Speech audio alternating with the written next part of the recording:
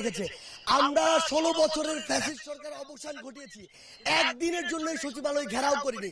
কারণ পুরো রাষ্ট্র কাঠামো সচিবালয় থেকে পরিচালিত হয়।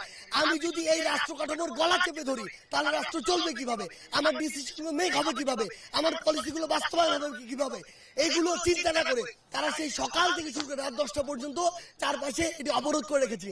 আমরা এসেছি তাদের হয়ে কথা বলতে। আমরা তাদের একাধিক দলকে নিয়ে এসেছি, একবার 7 জনের দলকে নিয়ে এসেছি, একবার 17 জনের দলকে নিয়ে এসেছি।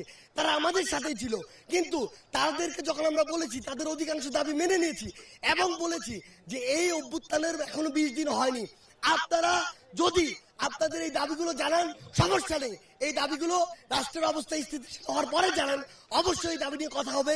আপনাদের দাবিগুলো যৌক্তিক যদি হয় আমরা সেগুলো অবশ্যই মেনে নেওয়ার জন্য যা করার আমরা আমাদের পক্ষ থেকে করব।